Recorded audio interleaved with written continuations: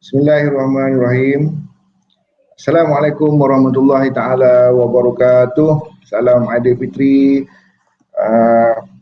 kepada semua rakan-rakan yang menanti tontonan untuk program kita pada pagi ini.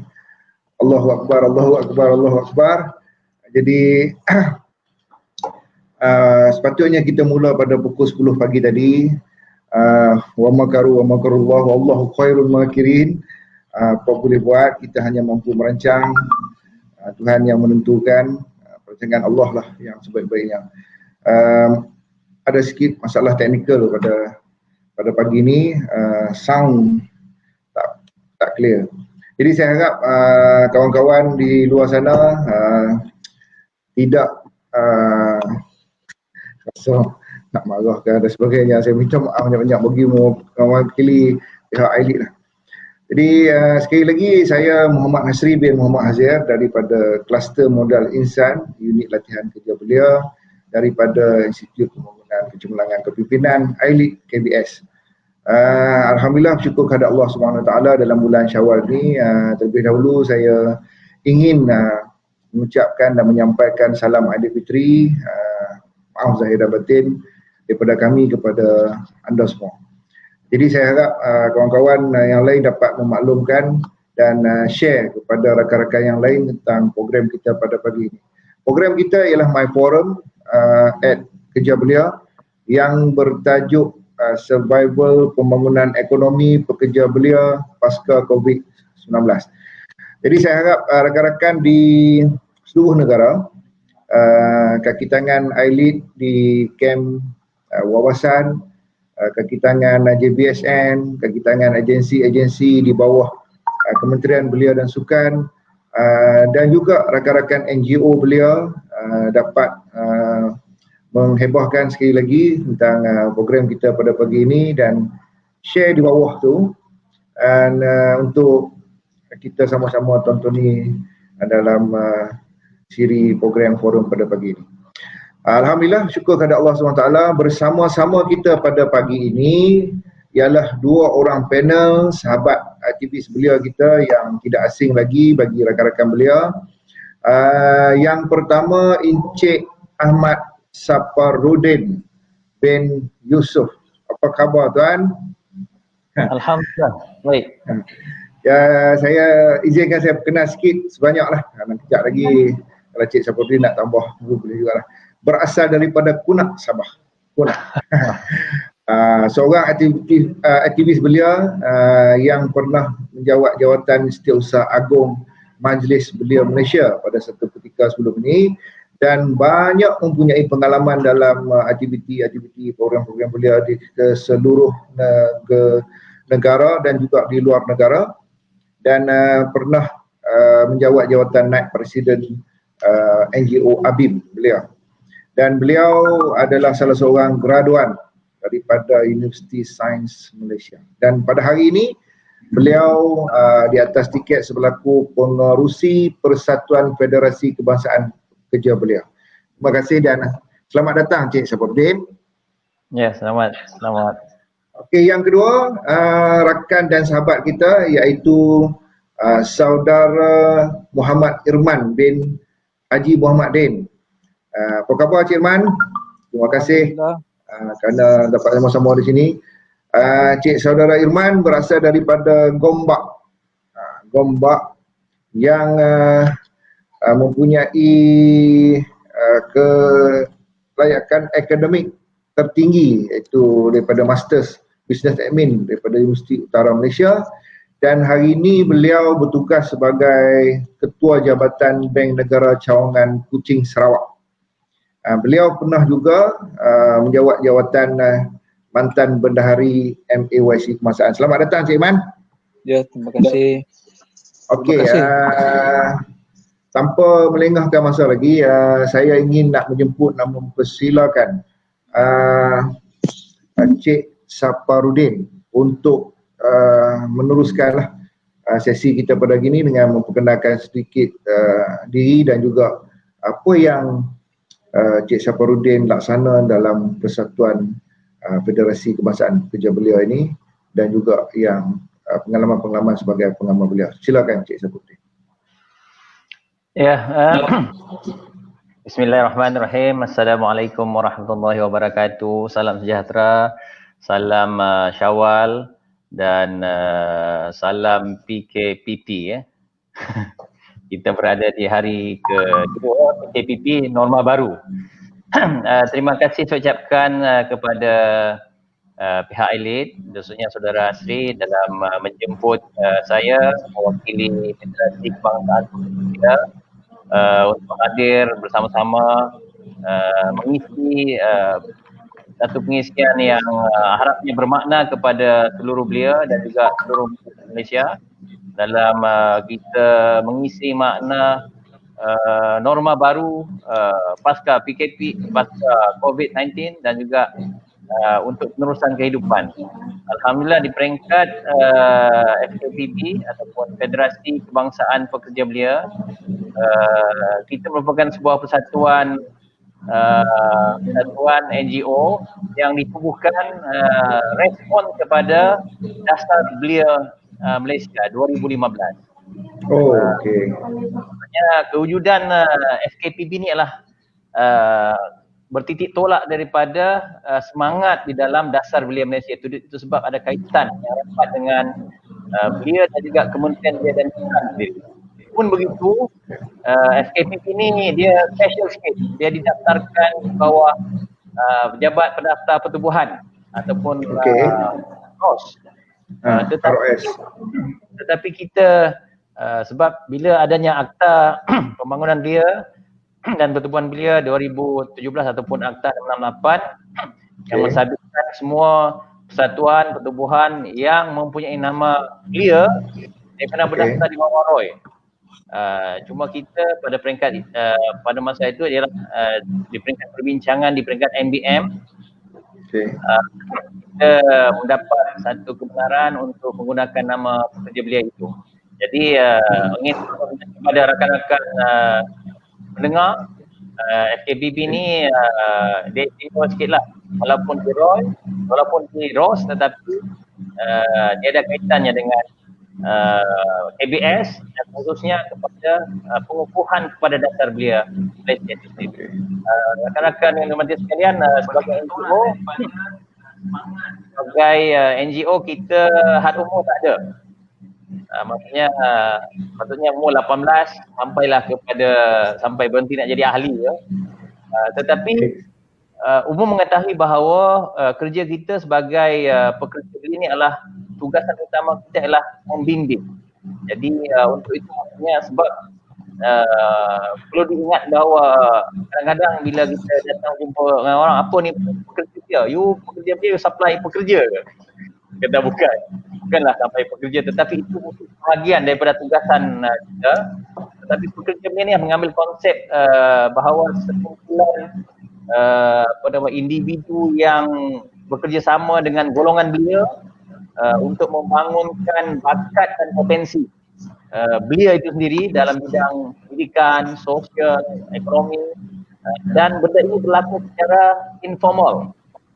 Maksudnya kita terlibat ini bukan sebab adanya jawatan dalam sebagai pendidik, sebagai cikgu ke ataupun sebagai pegawai KBS, tetapi dia terlibat adanya unsur-unsur sukarelawan di situ. Dan yang paling penting adalah teaching ataupun konsep membimbing itu sendiri. Itu sebab dalam FKPB ni ataupun pekerja belia ni kita dia punya pernyataannya kena rapat dengan belia, kita berdamping dengan belia dan sifatnya adalah sangat long term ataupun jauh. Sebab kita dalam persatuan ini, dalam FKPB ataupun kerja ini bukan nak kerja nak siapa nak jadi pemimpin, tapi lebih pada membimbing.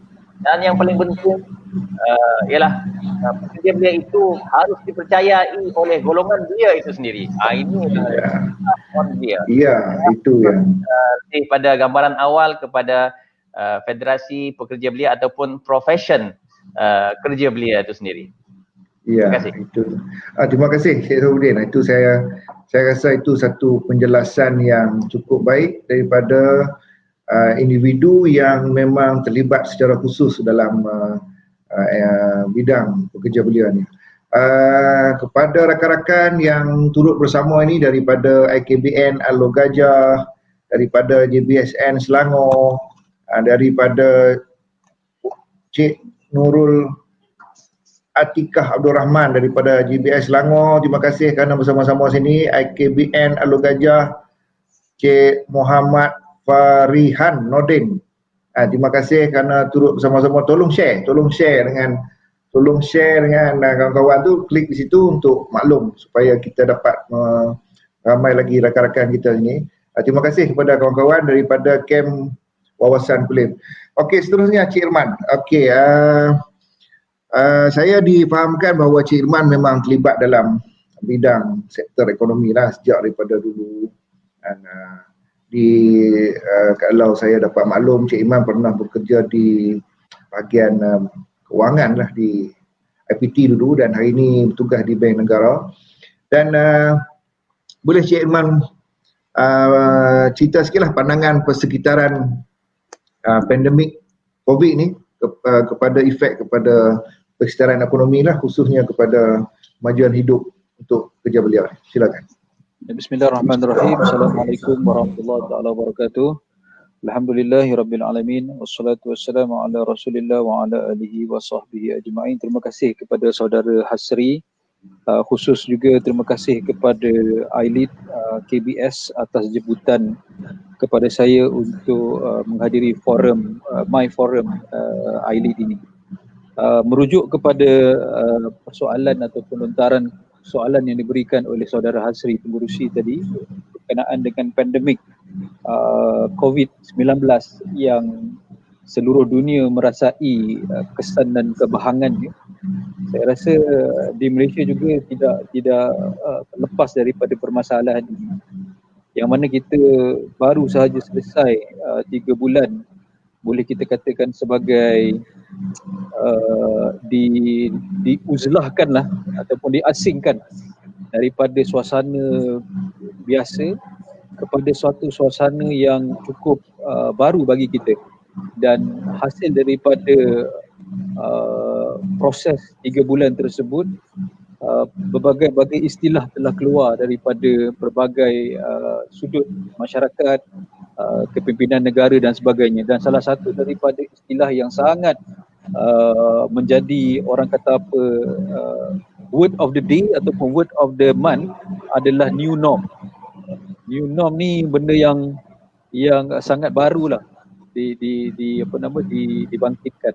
Dan apabila kita bercakap berkenaan dengan fakta dan juga faktor ekonomi di atas kesan pasca COVID-19 ini, pada saya ia amat memberi kesan dan impak yang besar.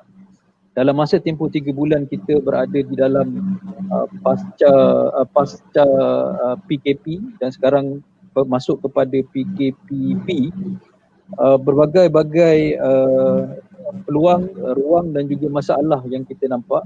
Dan saya rasa belia harus menyahut cabaran ini. Belia perlu bangkit daripada suasana ataupun comfort zone yang mereka rasakan mereka boleh sambil lewa, duduk-duduk santai-santai. Mereka perlu memikirkan bagaimana untuk survive di era pasca COVID-19 selepas ini. Dan saya merasakan bahawa pasca COVID-19 ini akan berlangsung dalam satu masa yang panjang. Khususnya apabila kita bercakap berkenaan dengan survivability, pembangunan ekonomi belia, pekerja belia, saya melihatkan bahawa pekerja belia perlu mempunyai satu kerangka pemikiran, mindset yang perlu kita ubah daripada zaman ataupun pada suasana yang comfort ataupun dari complacent kepada suatu mood survivability yang cukup kuat, cukup hebat untuk menepani masalah ekonomi. Kerana rata-ratanya di dalam dunia sekarang ini kita melihat isu unemployment ataupun pengangguran semakin lama semakin tinggi, semakin lama semakin banyak. Beratus juta orang kalau ditengok di serata dunia sudah mula ke arah diberhentikan. Ini disebabkan oleh faktor-faktor ekonomi yang berada dalam suasana PKP kita dalam masa 7 bulan yang lalu ini, dan negara-negara lain pun juga mengamalkan ataupun mempraktiskan PKP. Ekonomi sektor kita banyak yang terhenti. Boleh kata hanya 20% sahaja yang beroperasi mungkin, iaitu services yang very essential kepada negara. Dan apabila masalah ini berlaku, semua aktiviti ekonomi terencat, terbantut dan terhenti dengan keadaan tersebut. Dan itulah peluang dan juga ruang bagi kita untuk memikirkan bahawa kita perlu survive dalam dunia sekarang ini. Dan survivability pekerja belia perlu bertitik tolak kepada mindset change ataupun perubahan kerangka pemikiran mereka. Dan saya merasakan 3 elemen penting yang perlu kita letakkan menjadi teras survivability dan juga mindset change ini. Yang pertamanya adalah survivability yang kita perlu melihat bahawa jika kita tidak ada kemahiran, jika kita tidak ada ilmu, kita tidak akan boleh untuk survive dalam suasana pasca PKP, pasca COVID-19. Kerana tunjang kepada survivability adalah ilmu, dan juga tunjang kepada survivability adalah sikap. Jika kita masih berada di takut lama, kita tidak akan boleh bergerak ke mana-mana. Itu mindset change pertama yang perlu kita instill ataupun terapkan kepada pekerja belia dan juga warga belia di Malaysia. Yang keduanya, saya merasakan bahawa elemen kedua yang perlu kita ada mindset change ini adalah adaptability. Macam mana kita nak adapt, macam mana kita nak mengasimilisasikan kita di dalam suasana ini, suasana pasca COVID-19, yang mana new norms telah diwar-warkan dan perlu kita praktiskan dengan lebih baik. Kita perlu ada adaptability skill yang tinggi. Macam mana untuk kita adaptasi dalam suasana ekonomi sekarang yang semakin lama semakin mencabar. Dan yang ketiga, pada saya, kita perlu meletakkan perubahan ataupun mindset change, perubahan yang constant perlu kita buat untuk memastikan pembangunan dan juga survivability ekonomi kita sebagai individu, sebagai keluarga, sebagai syarikat dan lain-lain lagi, untuk terus boleh berjaya dan boleh maju ke depan tanpa melihat lagi ke belakang selepas ini. Itu saya rasa mukadimah pertama saya lah, berkenaan dengan perubahan mindset yang perlu kita mold ataupun perlu kita bentuk dalam diri individu belia di Malaysia secara dasar. Ya, terima kasih Cik Irman. Saya melihat 3 aspek yang Cik Irman sentuh tu boleh dijadikan panduan kepada rakan-rakan pekerja belia di luar sana untuk kita bersedia menghadapi persekitaran pasca COVID-19 ni lah. Kepada rakan-rakan yang bersama-sama ni, kalau boleh saya sentuh di sini daripada IKBN Kuala Perlis,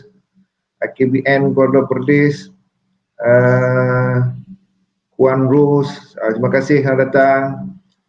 Cik Rosdi, Assalamualaikum. Terima kasih daripada GBSN Negeri Sembilan. Ramai kawan-kawan kita ni, Cik Din dengan Cik Man daripada seluruh negara ni. Terima kasih kerana sudi bersama-sama. Tolong share kepada kawan-kawan yang lain untuk kita bersama-sama ni. Daripada kem wawasan kuartus KLIA, Terima kasih daripada balik Pulau Pinang, durian di sana harga sedar-sedar bakal. Terima kasih sama-sama. Jangan lupa kepada penonton-penonton boleh tanya soalan dan tulis di sini, nanti insya-Allah saya akan cuba sampaikan kepada kedua-dua panel ni untuk bagi respon lah mana-mana yang sempat saya kemukakan kepada kedua-dua panel kita yang hadir pada hari ini. Baiklah, kepada Encik Safarudin, memandangkan persekitaran negara kita masih di bawah PKPP ni sehingga 30 Ogos, 31 Ogos nanti, dan tentunya akan memberi kesan kepada peranan pekerja belia kita pada hari ini. So mungkinlah Cik Safarudin tengok bagaimana kawan-kawan kita dalam profession kerja belia ni boleh berperanan dan mengadaptasikan keadaan diri mereka dalam suasana pasca. Saya kira pasca lah, sebab Alhamdulillah dah semalam pun 2 kes ya kan. Jadi kita nak menuju kepada kejayaan ni. Mungkin Cik Safarudin ada pandangan ke? Silakan Cik Safarudin. Okey, terima kasih. Saya kira untuk menjawab soalan yang diajukan Saudara Asri tadi, ada kaitannya dengan apa yang disebutkan oleh Saudara Irman berkaitan dengan soal ilmu, sikap dan juga adaptation kepada suasana baru ini. Begitu juga kita dalam institusi pekerja belia ini, mau tidak mau kita kena berhadapan dengan suasana-suasana baru ini, dan yang paling penting ialah ilmu itu harus ditambah berdasarkan kepada keperluan-keperluan, bukan saja keperluan masa kini yang terhadapan, tetapi jangkaan masa hadapan. Sebab persediaan untuk kita menjadi pembimbing yang baik, maksudnya kita kena ada selangkah di hadapan daripada apa yang kita bimbing. Cuma saya ingin tekankan dalam konteks FKTB sendiri, kita memegang slogan 4C dalam gerak kerja kita. 4C tu walaupun dalam MBM kita ada 4B ya. Marah kawan-kawan ya. Tak ada. Dia dah pasca beliau ni dia kena naik C pula. Apakah C yang kita ni? Ini adalah basic asas kepada gerak kerja kita sebagai untuk memahami kerangka gerak kerja kita. Yang pertama sekali coaching. Maksudnya kita ni sebagai pembimbing. Dalam konteks membimbing ini kita bukan memimpin. Kalau dulu mungkin pasca belia dulu kita sibuk nak memimpin kan. Tetapi era pekerja belia ni adalah kita lebih kepada sebenarnya mendidik ataupun coaching, menunjukkan kaedah-kaedah yang betul berdasarkan kepada potensi anak-anak buah kita tu ya. Maksudnya itu sebab dalam pengenalan awal saya tadi bahawa pekerja belia ini dia punya surrounding dia sentiasa bersama dengan belia. Dia bukan center saja, cuma duit habis. Tetapi dia kena bersama belia untuk kita mereka, coaching mereka. C yang kedua adalah coordinating. Maksudnya kita coordinate kepada apa potensi ataupun kemahuan belia-belia itu. Maksudnya sebagai coaching kita sudah melihat apakah potensi anak-anak didik kita tu di bawah kita. Maksudnya kita kena coordinate dengan mereka. Kalau misalnya ada ruang-ruang yang boleh mereka kita kena galakkan mereka. Bercakap dengan coaching ni, ini cuma bukan coaching ni cuma dekat padang bola saja, walaupun saya ni coaching bola juga dengan KPJB, kelab sepak bangun, tetapi coaching dalam masa kita sebagai pendidik yang secara informal. Itu ialah connecting. Connecting ni ialah maksudnya sebagai bekas pimpinan ataupun orang yang pernah terlibat dengan belia dalam satu belia, pastinya kita punya rangkaian, dan rangkaian inilah sebenarnya sebagai satu kekuatan di dalam pergerakan belia itu atau individu itu untuk kita berikan mereka connectivity.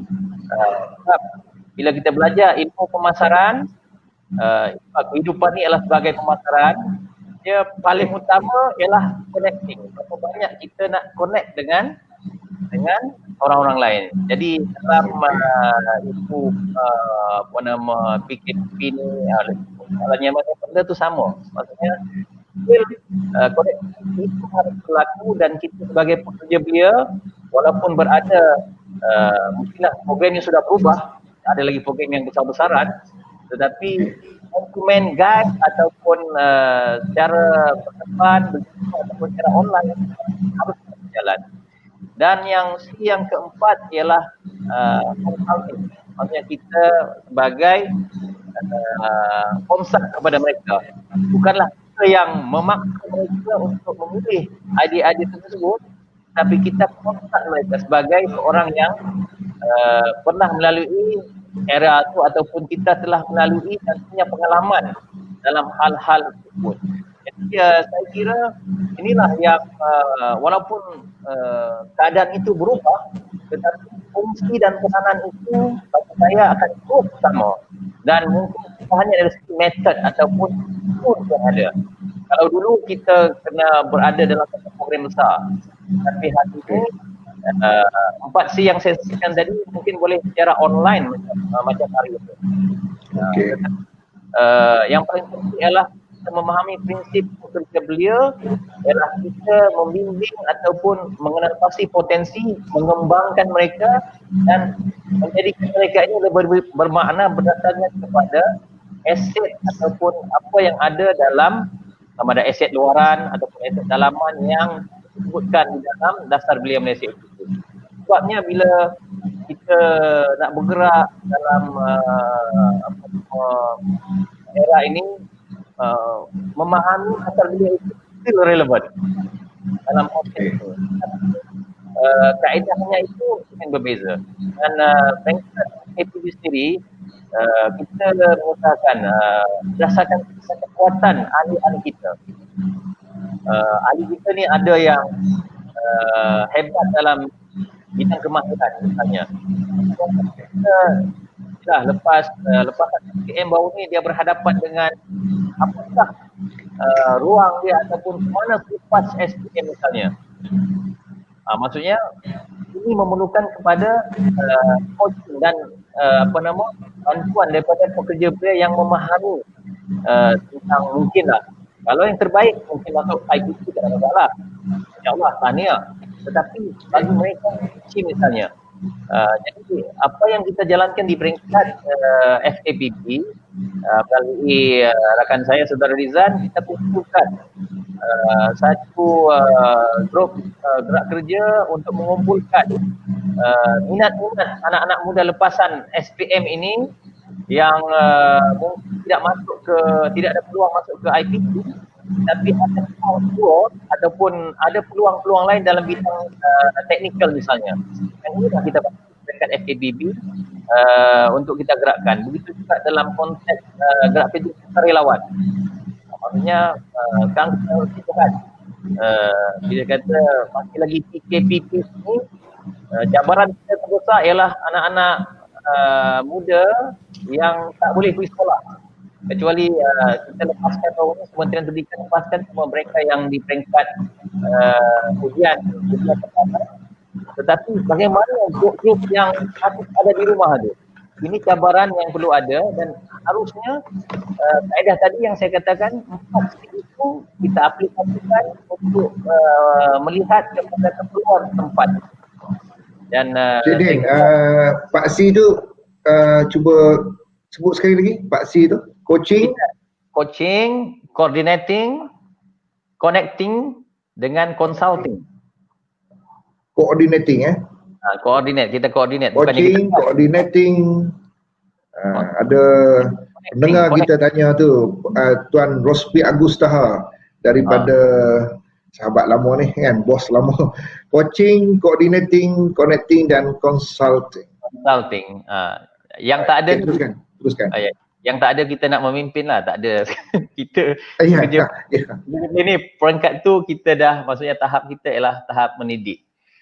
Kalau nak memimpin lagi, itu sebab saya ingat dalam FKBB pun kita taklah berebut untuk nak jadi semua berdasarkan kepada keperluan dan kepakaran masing-masing.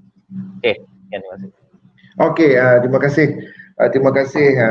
Saya kira sebab Cik Sabulin ni dia banyak pengalaman. Sebab tu dia boleh cakap secara keseluruhan. Dia dah pergi melawat di luar negara. Dia pergi attend seminar, pergi program-program yang berkaitan dengan belia di luar negara, dan banyaklah pengalaman-pengalaman yang dia boleh rumuskan untuk menjadikan satu garis panduan yang terbaiklah kepada belia dan juga khususnya kepada pekerja belia. Baiklah, tuan-tuan dan puan sekalian, pada pendengar, boleh bertanya soalan melalui tulisan di bawah tu untuk saya tanyalah berkenaan dengan apa. Terima kasih kepada rakan-rakan daripada Tawau. Oh, jauh ni. Tawau. Sahabat ni, Cik Din. Daripada Kuala Langat. IKBN Kuala Langat, terima kasih. Daripada Perlis, daripada Negeri Sembilan. Sahabat kita, anak buah Cik Irman ni, daripada MAYC, daripada Camp Kulim, daripada IKBN, nama glamour-glamour ni, Pelangi, Mega dan sebagainya ni. Okey, baiklah, terima kasih kepada yang masih lagi mengikuti kita di sini. Dua orang ahli panel kita ini, yang pertama Cik Ahmad Safarudin daripada Persatuan Federasi Kebangsaan Pekerja Belia Malaysia selaku pengerusi dan juga berpengalaman sebagai setiausaha Majlis Belia Malaysia pada serta dulu. Dan seorang lagi panel kita iaitu saudara Cik Irman bin Muhammad Din yang juga aktivis belia dan hari ini bertugas sebagai salah seorang pegawai tertinggi di Bank Negara di Cawangan, Kuching, Sarawak. Dan tajuk kita pada hari ini iaitu Survival Pembangunan Ekonomi Pekerja Belia Pasca COVID-19. Terima kasih kepada yang masih lagi setia. Dan seterusnya saya nak pergi kepada Cik Irman. Okay.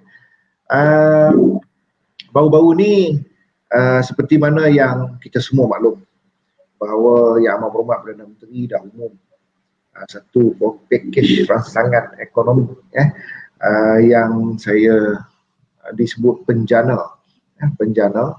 Cik Irman tengok dan Cik Irman lihat dari segi orang yang berpengalaman dalam sektor ekonomi ini, kalau dalam konteks kita pekerja belia ni, apakah perkara-perkara yang Cik Irman nampak melalui penjana ni yang saya nampak dia lebih khusus kepada untuk nak meningkatkan pendapatan secara hidup diri lah, khususnya kepada warga negara kita ni lah. Tapi dalam konteks kita ni, apa yang Cik Irman boleh share kat sini?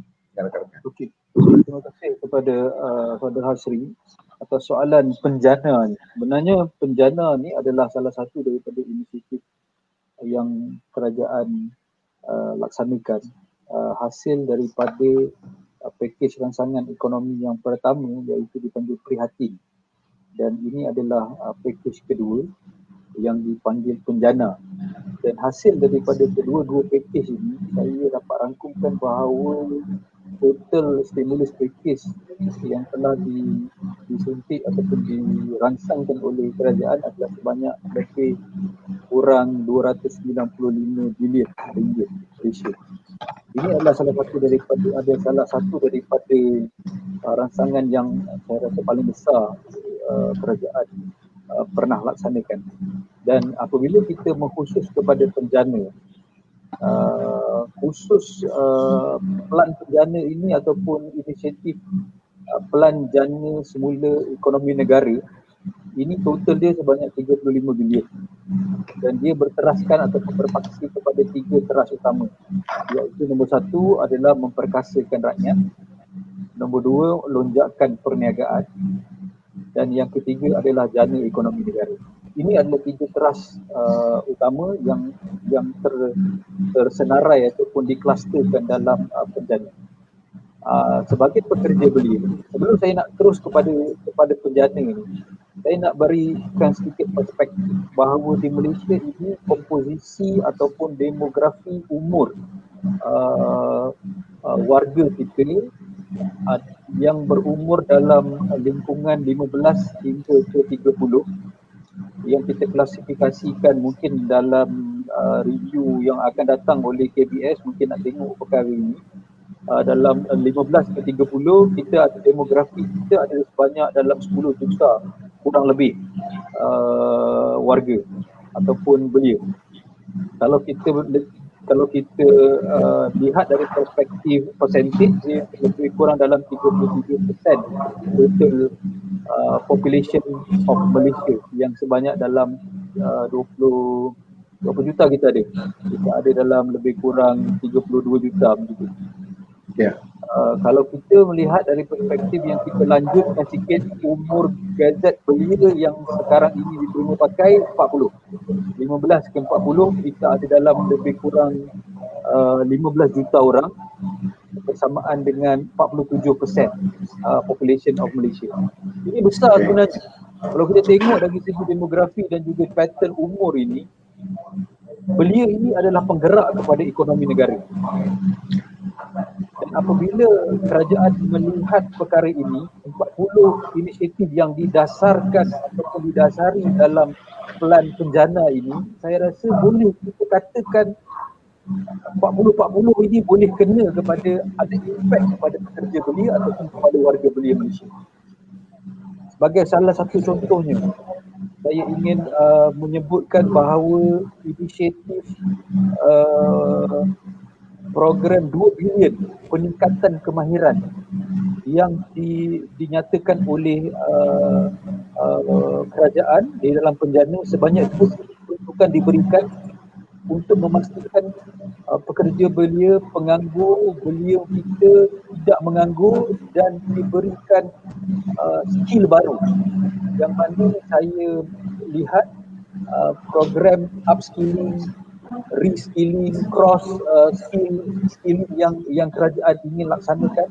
Inisiatif diberikan sebanyak 2 bilion kepada pekerja belia ataupun kepada warga belia. Banyak. Dan ini akan membuka peluang pekerjaan kepada mereka untuk melihat suasana yang kehadapan ini.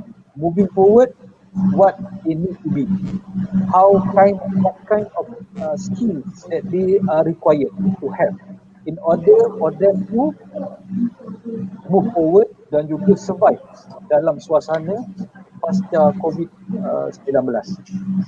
Itu yang pertama. Dan apabila kita bercakap berkenaan warga belia ini, kita kena tengok dari dua perspektif besar. Satu perspektif belia yang bergraduat, yang graduate. Graduate daripada IPT, daripada college, daripada IKBN sebagai contohnya. Dan satu lagi adalah belia-belia yang bukan graduate. Maknanya kalau kita katakan dalam bahasa biasanya belia-belia yang tidak ada formal education macam di universiti dan sebagainya. Ada dua perspektif besar yang kita perlu lihat, dan kerajaan telah dari dalam penjana ini cut across semua sektor graduan ini dalam dua perspektif ini cut across. Dia tidak kira anda itu adalah seorang yang bergraduat ataupun tidak. Anda di kerajaan meletakkan bahawa anda adalah pekerja yang bekerja untuk menyara hidup, meletakkan menyara diri, menyara keluarga, menyara kedua ibu bapa kalau ada, untuk survive. Sebab itu peruntukan yang diberikan oleh kerajaan ini dalam penjana amat besar, dan kita sepatutnya mengambil inisiatif dan mengambil peluang, kerana ekosistem yang kerajaan telah nyatakan ataupun melaksanakan ini sudah konklusif bagi saya, sebab dia melihat dari perspektif keseluruhan, dia cut across every sector. Dan inilah peluang yang pertama, yang paling utama kita sebagai pekerja belia ataupun penggerak belia dan juga belia perlu ada mindset reset yang perlu kita buat.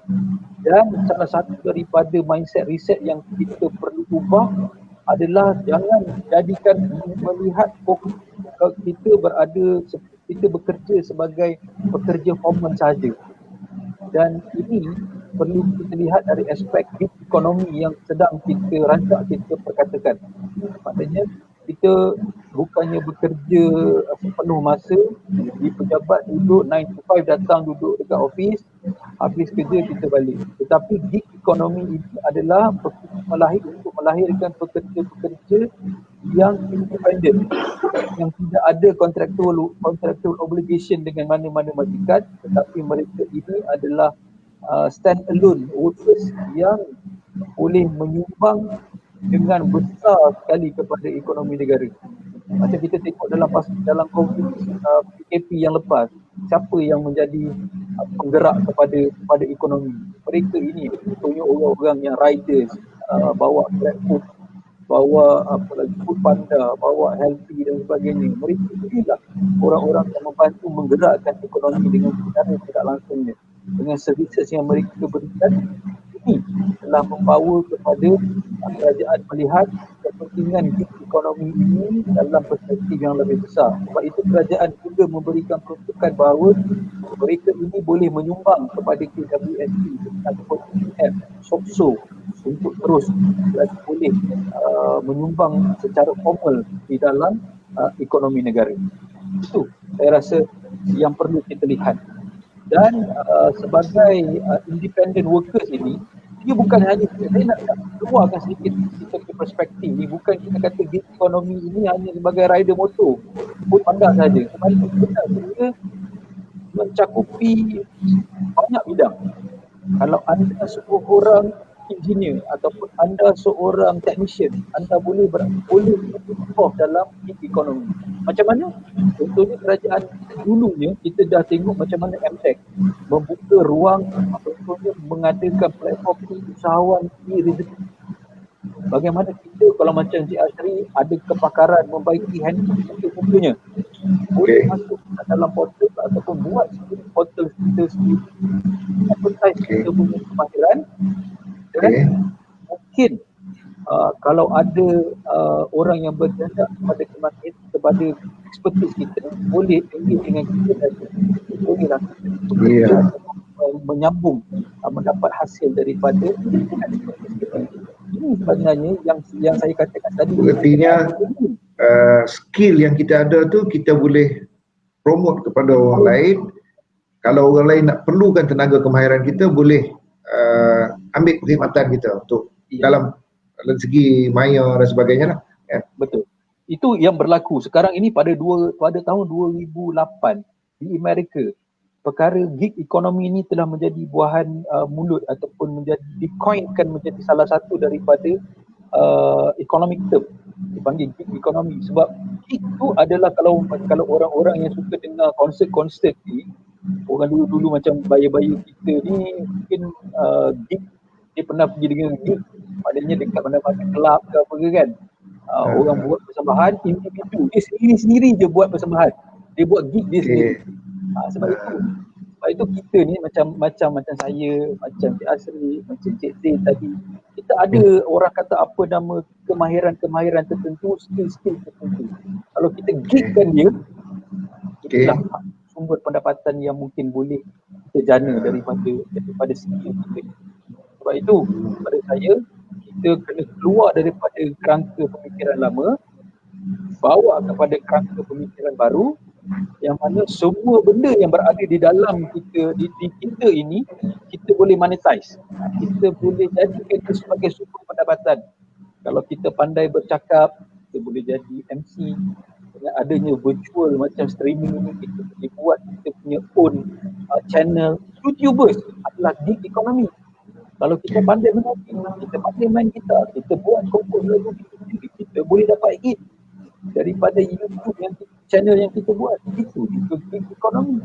Kalau kita consultant, kita ada kemahiran untuk buat account, kita ada kemahiran untuk advise people how to manage their finance in a good manner, kita boleh dapat sendiri, kita boleh bagi advice, kita boleh buat e-books dan sebagainya. Ini adalah salah satu daripada sumber pendapatan yang boleh kita hasilkan daripada gig ekonomi. Dan ini kerajaan lihat sebagai salah satu daripada tunjang utama ekonomi yang mereka telah formalisekan ekonomi ini secara dasarnya dalam penjana. Sebab adanya what we call digitalization initiative yang kerajaan berikan pelepasan cukai, contohnya adanya juga reskilling ataupun retraining yang kerajaan berikan. Ini semua perlu kita lihat sebagai salah satu daripada impact positif yang kerajaan berikan kepada kita untuk kita mengeraju semula melonjakkan perniagaan dan dana ekonomi negara dalam kerangka kita sendiri. Itu saya rasa yang perlu kita lihat di peringkat kita sebagai individu belia di dalam negara. Yalah, macam baru-baru ni dalam berita harian yang berhormat Menteri KBS Datuk Seri Rizal Merican ada juga memberi pandangan tentang suasana persekitaran ekonomi pasca COVID-19 ni, dan dia KBS pun dah menggariskan 7 prinsip-prinsip dan langkah-langkah lah apa yang KBS akan laksanakan, dan seperti mana Cik Irman sebut tu ada reskilling dan sebagainya untuk pastikan supaya belia ni tak tertinggal, mesti kena catch up dan sebagainya lah. Jadi mungkin saya respon sikit Cik Asri, bagaimana Menteri YB, Menteri Belia mendepani pemikiran ini dengan lebih baik sebenarnya bila apa yang YB Menteri telah nyatakan dalam tulisannya di berita harian seperti mana yang menyatakan tadi. Ya, berita harian. Ini adalah salah satu daripada what we call capacity building yang YB Menteri letakkan dasar untuk KBS memacu perekonomian belia ini dengan lebih baik. Satu, bagaimana KBS boleh menggazetkan mungkinnya istilah pekerja belia itu di peringkat yang lebih baik. Contohnya, maknanya gazetkan, kalau kita dulu melihat dari aspek what we call gaji 4,000 ke bawah, kita panggil low apa nama pekerja berpendapatan rendah. Tapi mungkin salah satu dari elemen baru yang kita boleh lihat klasifikasi pekerja belia. Boleh Menteri mungkin boleh melihat perkara ini lebih inklusif, dan apa yang ingin dilaksanakan oleh YBBP dan juga KBS ini amat baik apabila mereka ingin menyatukan ataupun melihat KBS ini sebagai salah satu dari platform yang utama yang boleh memacu pembangunan belia ini dengan lebih baik. Itu yang saya rasa dasar yang sangat baik dan itu yang dikeluarkan oleh YB. Yalah, kalau kita dapat analisa sedikit penulisan dia tu, dan salah satu perkara yang saya kira baik ialah KBS tidak bergerak bersendirian. Ya. KBS Hasrat Menteri ini akan bersama-sama dengan agensi dan kementerian lain, dan kita dapat tengok langkah utama untuk kerjasama dengan MDEC. Apa komen? Itu sebenarnya saya nak tambah yang Cik Din kata tadi. Dia ada 4 C. Tapi C satu lagi yang saya rasa paling penting adalah C yang kelima adalah collaborating. We need to collaborate with all the agencies untuk memastikan agenda pembangunan belia, pembangunan pekerja belia dan juga pembangunan negara ini boleh dilaksanakan dengan lebih mantap dan lebih terkoordinasi. Maknanya collaborating ini sangat penting. Kita tak boleh kerja sendiri-sendiri dah, saudara Azri, saudara Azri. Sebab sekarang ni dunia kita ni sangat besar dan kita memerlukan skill ataupun kekuatan daripada agensi, mandat daripada agensi lain, kementerian lain untuk kita pacu ekonomi negara kita. Sebab itu apabila kerajaan meletakkan bahawa bantuan prihatin penjana ini sebagai salah satu daripada anchor kepada bagaimana untuk kita membangunkan semula negara ini, perlu kita lihat secara secara menyeluruh, holistik. Jangan kita work in silo lagi sekarang ini. Sebab itu, resetting of COVID-19 pandemic ini, saya rasa adalah salah satu daripada hikmah yang besar yang perlu kita ambil ibrahnya daripada kejadian ini. Saya rasa the most important thing. Okey, baik Cik Irman. Kita tengok ada pandangan-pandangan soalan.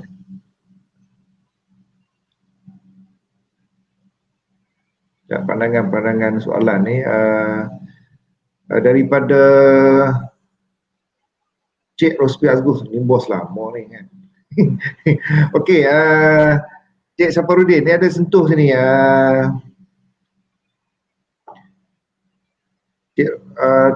Cik Rospi Agus ada sebut tadi ni, kalau Pak C tadi ni, Cik Irman tambah lagi satu kolaborasi.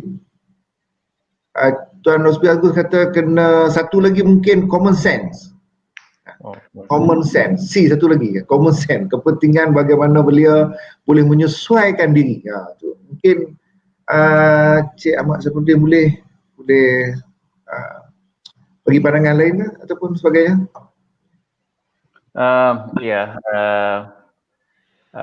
Saya ingat C ni boleh ditambah ikut keperluan, tetapi peringkat dasar kita bahawa sekurang-kurangnya dalam kita melaksanakan kerja kita sebagai pendamping ataupun pembimbing belia, 4C ini merupakan asas kepada gerak kerja kita. Kalau kita memahami keseluruhan apakah maksud sebenar isu dalam pekerja belia dalam konteks saya ni adalah mereka yang bersama belia. Mungkin yang dimaksudkan oleh saudara Irman tadi ataupun yang lain adalah pekerja golongan belia yang mungkin daripada industri. Saya nak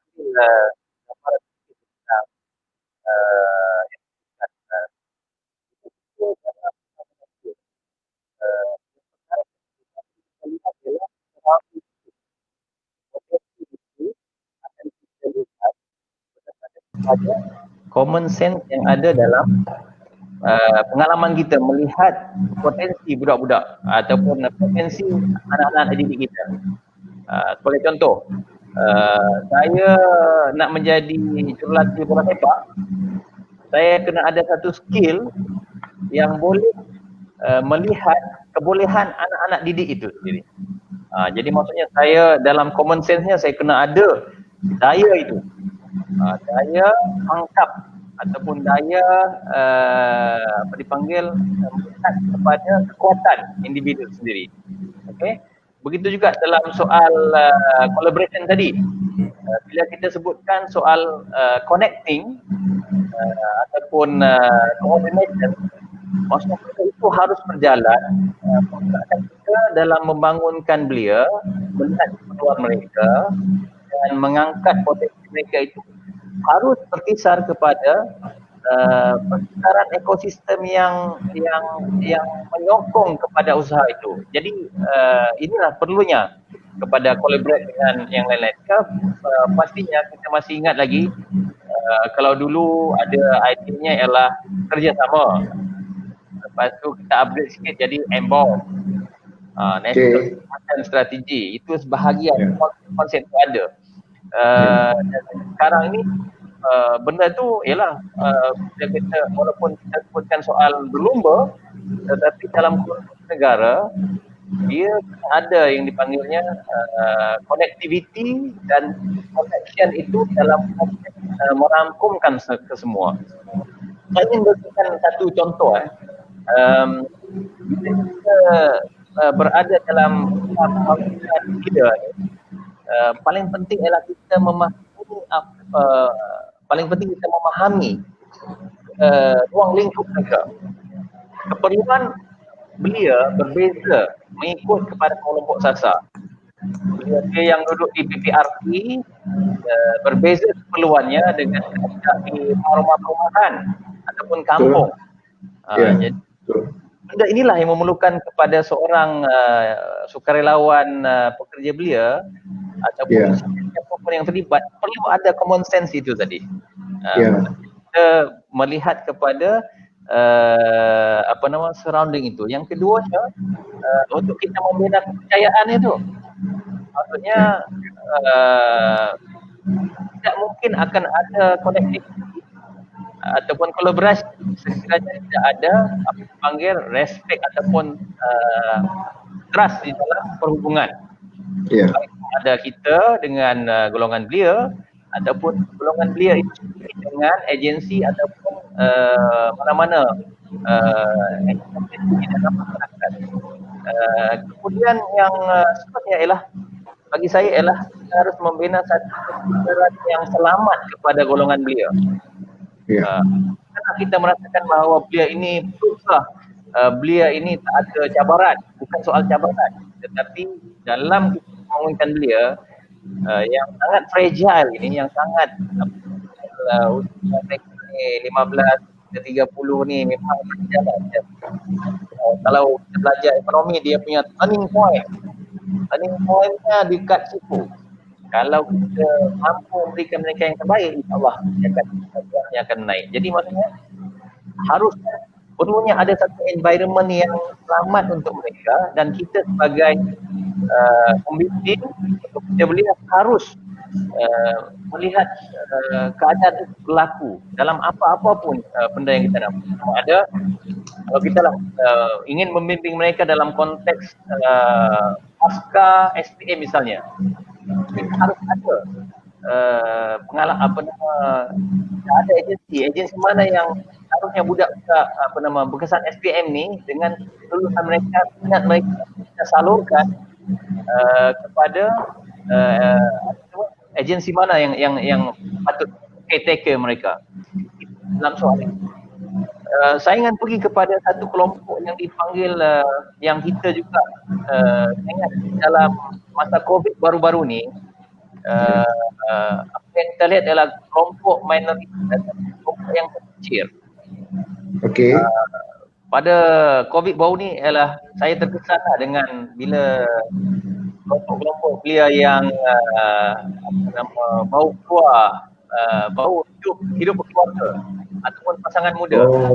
Pasangan muda. Pasangan muda, bau kahwin ataupun bau memulakan kehidupan. Tiba-tiba COVID melanda. PKP dilaksanakan, kerja tak ada, macam mana survive untuk hidup.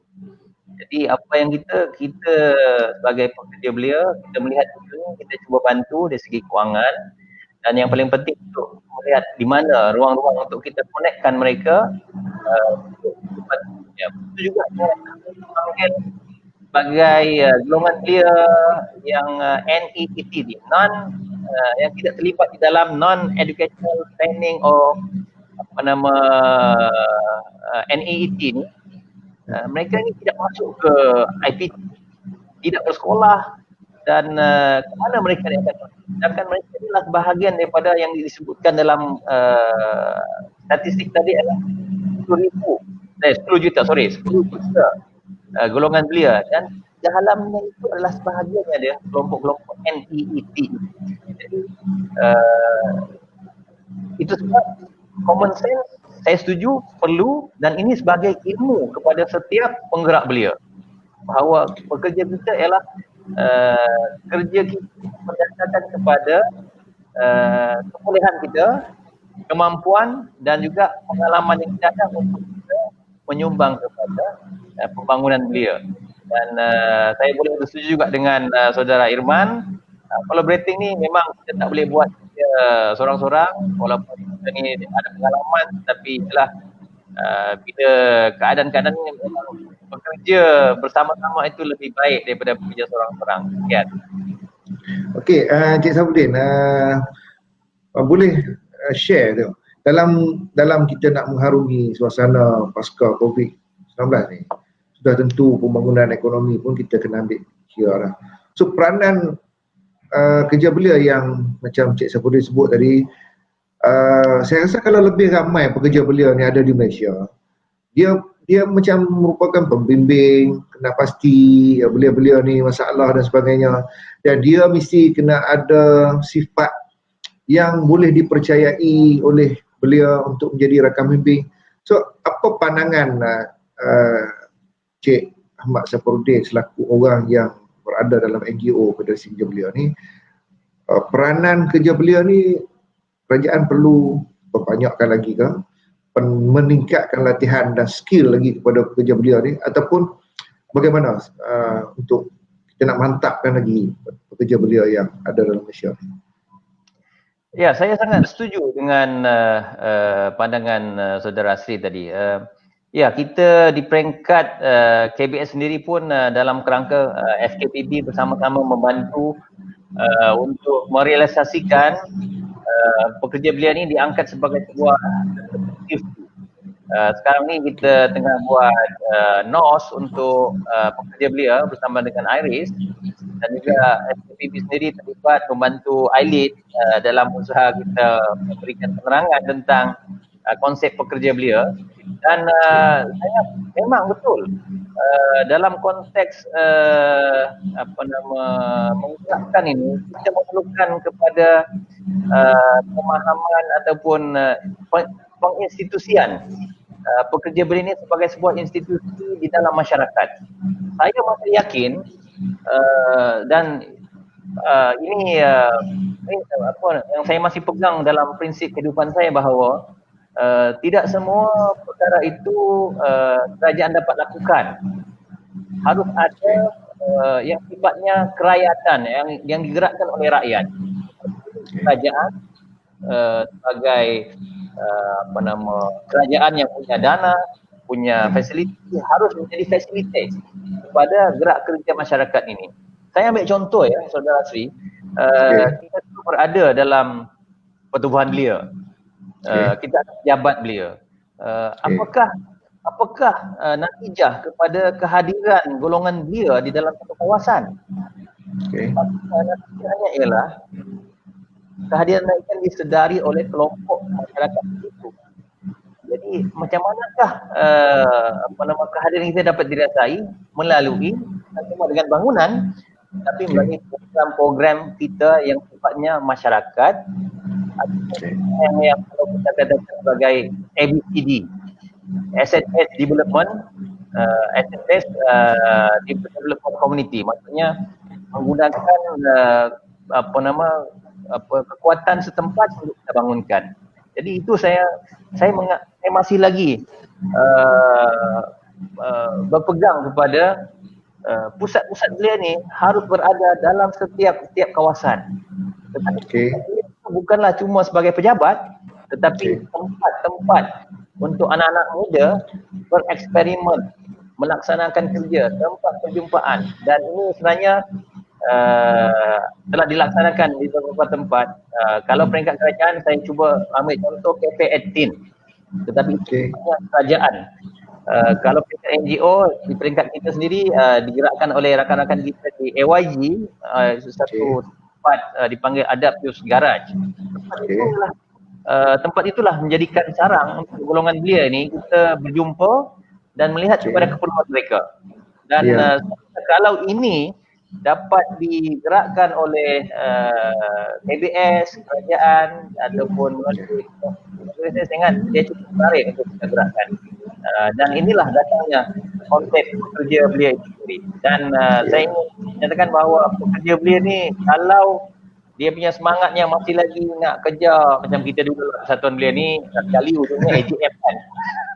Bila AGM ni ada pemilihan kursi pimpinan, tapi dalam pekerja belia ni itu, sebab saya katakan awal-awal tadi, pembimbing ini dia tak sama dengan pemimpin. Bila pemimpin ni dia akan mengekalkan jawatan itu. Bila kata pembimbing, dia tak kisah, dia duduk belakang, backside pun tak ada masalah, duduk tepi tu tak ada masalah.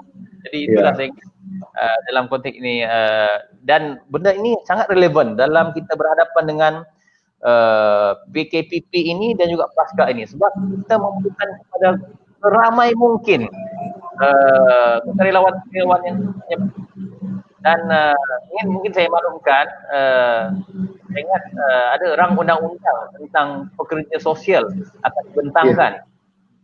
Itu ada, tapi untuk pekerja belia ni kita kena step by step ke arah step by step.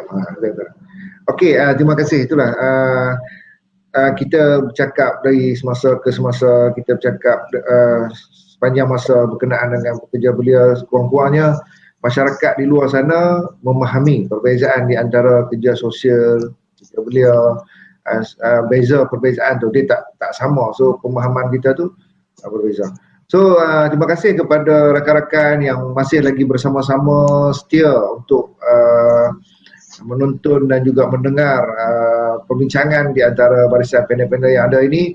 So bersama-sama rakan-rakan panel ni, Cik Ahmad Safarudin bin Muhammad Yusof daripada Presiden Pengerusi Federasi Kebangsaan Pekerja Belia Malaysia, dan seorang lagi panel iaitu Cik Muhammad Dirman bin Muhammad Din, aktivis belia yang juga merupakan hari ini sebagai salah seorang daripada Ketua Jabatan di Bank Negara Cawangan Kuching Sarawak. Terima kasih kepada rakan-rakan daripada jauh ni, daripada IKBN, daripada Institut Kemahiran Belia Negara. Terima kasih kerana dapat sama-sama daripada bahagian khidmat pengurusan Menara KBS, Cik Muhammad Saipul, Cik Dik. Terima kasih kerana terus bersama-sama. Jangan lupa share kat kawan-kawan. Okay, InsyaAllah di penghujung sesi kita ni, mungkin sebelum nak tamat, so kita nak, kalau boleh kita nak pilih beberapa orang viewer kita ni untuk kita invite bersama-sama di dalam live stream yang ni untuk memberikan maklum balas tentang program kita ni, dan mungkin dia sendiri pun ada pandangan dia tersendiri tentang survival pembangunan ekonomi ni yang boleh kita kongsi bersama. InsyaAllah kejap lagi kita akan cuba tengok dan yang mereka individu yang bersesuaian ni kita send link, so kita invite masuk sama-sama dalam ni bersama-sama dengan panel kita ni. Okey, seterusnya Cik Irman. Kalau Cik Irman sebut tadi soal penjana tadi lah. So apa yang Cik Irman boleh cadangkan kepada rakan-rakan kerja-kerja kita? Mungkin dari segi training ke, dari segi apa ke yang berkaitan dengan macam mana dia orang nak survive lepas ni dalam pasca COVID ni. Mungkin sampai 30 ni, Ogos ni, lepas tu macam mana? Sebab ramai sangat. Setiap hari kita tahu kena berhenti kerja, tak dapat kerja balik. So kadang-kadang tu sedih, berpanjangan lah, ialah kan nasib masing-masing tak sama kan. So mungkin dari segi pengetahuan Cik Irman ke, ataupun boleh bagi pandangan bagaimana harus dibentuk ala tuju tu, silakan. Terima kasih kepada Pak Seri. Ya, sebelum saya menjawab soalan yang diajukan ini, saya tertarik untuk respon sedikit berkenaan dengan apa yang dicadangkan oleh saudara Din tadi berkenaan dengan pekerja belia ini. Saya rasa perlu melihat kepada bagaimana kita seharusnya menginstitusikan kategori pekerja belia ini. Sebab kita kena faham bahawa pekerja belia, memang saya faham kita pun aktivis belia, kita buat kerja ataupun berkhidmat untuk masyarakat, untuk belia free saja, sukarela. Tetapi kita tidak boleh dinafikan hak kita untuk hidup. Bila kita nak hidup, kita perlu ada pendapatan, kita perlu ada sumber pendapatan, kita perlu ada sedikit sagu hati yang diberikan oleh hasil kerja kita tersebut. Dengan adanya penginstitusian, pada saya lah ini, pandangan saya, penginstitusian kategori pekerja belia ini, ia boleh sedikit menjana secara tidak langsung ekonomi negara. Contohnya, macam saya ni mungkin di kawasan masjid rumah saya ada banyak kawasan masjid besar contohnya. Apabila saya bergerak ke arah masjid tak ada dana pun untuk bayar gaji saya sebagai pengurus. Dia buat kerja infak je, buat kerja amal. Tapi apabila kita bergerak di atas dasar pekerja belia, atas dasar organisasi belia kita ini boleh diklasifikasikan sebagai pekerja belia yang dan kesejahteraan sana. Boleh orang datang masjid, bersih dan sebagainya. Dan saya rasa peruntukan bila kita buat what call institutionalizekan benda ini, dia boleh jadi kod pembayaran lah contohnya. Kita tahu nak bayar kat mana. Kalau kita cakap kita buat kerja sukarela, otomatik sukarela tak perlu ada bayaran. Common sense. Itu yang kata Cik Agus tadi saya fahamkan, dia kata common sense. Sebab itu kita perlu ada institusikan klasifikasi ataupun kluster pekerja belia ni, sebab boleh dibayar sedikit token untuk dia bekerja. Itu yang pertama. Dan apabila kita melihat kepada suasana sekarang COVID dan sebagainya yang mungkin akan mengambil masa yang panjang, dengan adanya penginstitusian definisi pekerja belia ni, semua orang akan dapat manfaat. Kerajaan ada dana, kerajaan ada penjana, kerajaan ada nak wujudkan micro businesses yang lebih kecil, yang dengan lebih banyak, yang berkompetensi yang tinggi, ada skill dan sebagainya. Kalau dia gerak sendiri-sendiri seorang-seorang, dia tidak akan boleh prosper dan tidak akan boleh ahead. Sebab orang akan tengok snack dekat dia, kenapa dia nak bantu kan? Kalau dia gerak dengan ada celebrating kita tadi dengan 3-4 orang bekerja sama-sama, nampak ada presentable sikit dan sebagainya, membantu buat pekerja tu. Maknanya katakanlah masjid ke gereja ke kuil ke apa yang nak servis kita boleh bayar kita. Saya rasa itu skop yang perlu kita lihat, yang mana gig ekonomi tadi itu boleh membantu kita berjaya, dan ekosistem yang kerajaan buat dengan cara kalau boleh menginstitusikan pekerja juga boleh membantu mereka ini untuk lebih berdaya saing dan survive dalam pasca 19 ini. Itu yang pertama. Yang keduanya berbalik kepada soalan saudara Nasri tadi, bagaimana pekerja belia kita, anak-anak kita ini boleh melanjutkan kelangsungan hidup. Kalau kita tengok dari aspek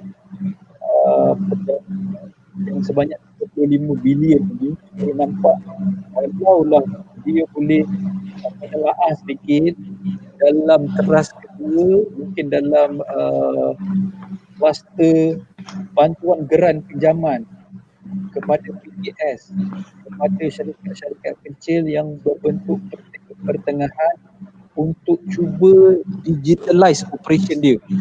Kalau dia ada kedai,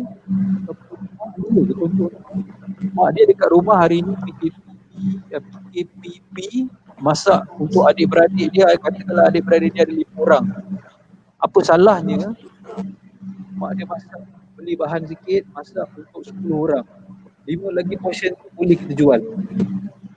Inilah dipanggil innovation metodologi yang boleh dari segi security dia. Mak ni masak lebih sikit, masakan sedap, halalan memang orang tahu, jiran-jiran makan rasa sedap, kenapa kita tak jual, commercialize benda. Ada ruang untuk anak itu boleh pergi naik basikal je dalam 2 km radius untuk jual perkara itu. WhatsApp je sekarang ni bukan susah. Hari-hari kita tengok WhatsApp sini untuk bantu promote barang. Itu salah satu daripada proses commercialize yang saya kata tadi, monetize kita punya kitchen kat rumah tu dengan lebih baik, tambah sikit resepi masakan yang baik, yang sedap, kita boleh jual. Itu antaranya yang kita laksanakan dalam ruang lingkup kita seperti rumah yang kecil.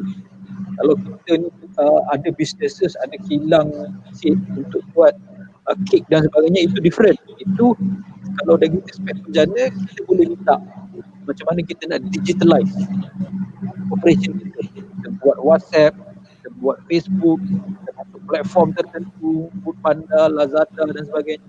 Kita dapat. Yang pertama. Yang kedua, macam mana apa yang kerajaan berikan kepada PKS kecil dengan pembiayaan mikro yang diberikan di bawah Bank Simpanan Nasional, di bawah Tekun, sebanyak mungkin dalam kurang lebihnya saya rasa 400 juta, saya rasa banyak itu saudara, 400 juta, dan dia boleh kepada banyak kepada impaknya kepada peniaga-peniaga kecil. Dan saya difahamkan juga khusus pula penjana ini untuk Tekun dan juga untuk PSN ini kepada usahawan niaga wanita, yang mana mereka ini adalah backbone kepada suatu family. Kita, sebab itu yang saya terfikir tadi tu, maknanya contohnya dia ada resepi sedap, macam mana nak buat nasi lemak sotong ke nasi lemak kerang ke tadi, macam mana dia boleh jualkan dan dia boleh digitalizekan dia punya bisnes ni untuk dapat jana pendapatan. Sebab sekarang ini semua orang tak bekerja dah, contohnya, ataupun dah mula bekerja, mungkin diberhentikan pekerjaan. Sebab ini perlu kita lihat untuk pastikan kelangsungan bringing food back to the table itu ada, dan itulah ekosistem yang telah kerajaan berikan kepada kita, dan kita sebagai orang individu rakyat perlu ambil cakna dan juga perlu ambil peluang ini untuk memastikan kita boleh survive dalam pasca COVID-19. Itu sedikit yang saya kira itu berkenaan dengan teras kedua lonjakan perniagaan yang di bawah penjana ini. Okey, baik. Terima kasih Cik Irman. Selain daripada itu, kalau saya boleh share dengan Cik Muhammad Safarudin, ialah kita memang kena cari pendapatan untuk sara hidup diri, sara hidup keluarga dan sebagainya. So, kalau sebagai seorang pekerja belia lah, kalau dalam konteks pembangunan ekonomi ni, kalau saya boleh tanya juga, mungkin pembangunan minda pun perlu juga kan. Pembangunan minda sebagai seorang pekerja belia perlu untuk bagaimana dia nak menghadapi persekitaran ekonomi dalam suasana pasca ni. Jadi sebagai seorang yang, saya ingat Cik Ahmad Safarudin ni dah lama dah terlibat dengan pengalaman ni dalam pekerja belia ni lah. So mungkin boleh share lah dengan rakan-rakan kita di luar sana lah. Mungkin pembangunan minda perlu bersiap sedia untuk menghadapi suasana pasca COVID ni yang belum pasti bila berakhir. Silakan. Ya, dalam apa-apa yang kita ingin laksanakan, dipanggil riset minda itu penting. Ini mengambil kira pandangan Dr. Muhaya lah, riset minda. Minda ni maksudnya kita kena set dalam kepala kita apakah yang ingin kita laksanakan, bagaimana caranya, apakah yang kita harapkan, dan last kali tanya kepada kita, adakah kita berpuas hati atau tidak. Jadi bagi saya perlu ada, dan pasca COVID ni juga merupakan satu restart button pada segala-galanya dalam kehidupan kita. Sebagai contoh dulu kita dengar IR4, niaga online lah, tetapi kalau kita berlaku jujur, berapa ramai di kalangan kita yang merasakan bahawa benda itu harus dilaksanakan segera mungkin. Tetapi pada masa COVID ni berlaku, pergerakan ekonomi ada digital, PKP itu kita dah 3 bulan tu dah terasa perlunya untuk kita menyegerakan benda yang sudah lama, sudah sekian lama. Jadi maksudnya bila kita tak kena, kita tak terasa lah. Dan pun begitu masih lagi belum terlambat untuk kita mulakan. Dan saya sendiri pun masih lagi tengah belajar ni macam mana nak buat pemasaran online dan sebagainya. Bila soal penghidupan ni, yang bagi bekerja pun berasa sakit, yang apatah lagi yang tak bekerja. Yang sukarelawan ni pun kadang-kadang boleh jadi teruk jugalah bila soal ekonomi ni melanda. Tetapi maksudnya norma baru kaedah baru dan riset minda perlu kita laksanakan. Dan dengan ini memerlukan kepada satu perkara, dua lah. Pertama sekali, mindsetting kita kena tepat bahawa ini adalah satu proses perubahan yang perlu dilaksanakan. Yang kedua ialah semangat untuk belajar. Semangat untuk belajar ini tak kira lah kalau kita kena belajar balik dengan anak kita ataupun kena cari tok guru mana buka YouTube kembali, kita kena laksanakan, kita kena buat benda tu. Dan itulah yang kita kata soal minda perlu terbuka. Tetapi selain itu, satu perkara yang masih kekal ialah soal apa yang dipanggil sebagai yang kekal dalam ini ialah soal tunjang kita, ialah soal kita sentiasa memberi manfaat kepada orang lain. Bila kehidupan kita mempunyai prinsip yang sebegitu rupa, maka saya ingat dalam keadaan kesukaran apapun, kita dapat merasakan, sekiranya kita merasakan bahawa hidup ini perlu memberi manfaat, tidak boleh menyusahkan orang lain, kurang ataupun bolehlah yang kurangkan menyusahkan orang lain, tetapi memberikan manfaat dan sentiasa untuk belajar dan mencari manfaat baru, insya-Allah saya rasa tidak akan ada orang yang tertinggal di belakang dalam konteks kita bersama-sama mengharungi pasca COVID-19 ini. Dalam kerangka itu saya kira soal tunjang utamanya soal adab, soal bila kita tengok online ni adalah adab-adab dia. Contoh, bila kita online ni, saya sekarang perniagaan online, saya tengok ialah soal adab kita, kalau kita menjual secara depan itu berbeza. Tapi bila secara online ni, kita tak nampak dia, kita nampak kita, akadnya bagaimana. Tetapi asasnya ialah soal kejujuran, soal produktiviti itu perlu menjadi keutamaan. Dan begitu juga dalam konteks kita sebagai pekerja belia, mau tidak mau kita melihat dua aspek ni. Soal kita bersama-sama dengan klien kita, orang muda, dan soalnya soal produktiviti dalam konteks norma baru. Kalau sekiranya saya lihat bagaimana sistem pengajian online berlaku, apa yang besar untuk dilaksanakan, sebab tidak semua orang punya akses yang sama. Betul. Tidak semua orang punya akses yang sama, tetapi bagaimana kita boleh laksanakan perkara itu, maksudnya kita kembali pada asas memberikan pendidikan ilmu itu secara menyeluruh kepada hari ini begitu banyak ustaz-ustaz online, dan saya tengok mujur bukan kemujuran lah. Saya ingat kita berada PKP ni masa bulan Ramadan, orang pun duduk rumah baca Quran, dan hari ini sebenarnya membaca Quran secara online itu masih lagi berterusan. Saya tengok berterusan, benda itu maksudnya satu norma yang kita anggap baru, tetapi sekiranya sentiasa dilaksanakan, dia akan menjadi satu tabiat ataupun rekam dalam kehidupan kita. Dan saya kira itulah.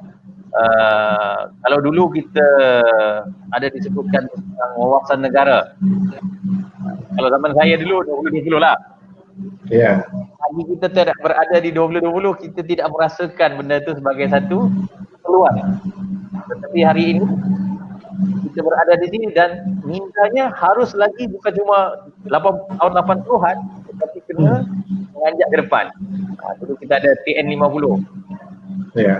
TN50 sempat lagi lah buat seluruh negara jalan, tengok pandangan clear ke depan. Jadi insya-Allah saya ingat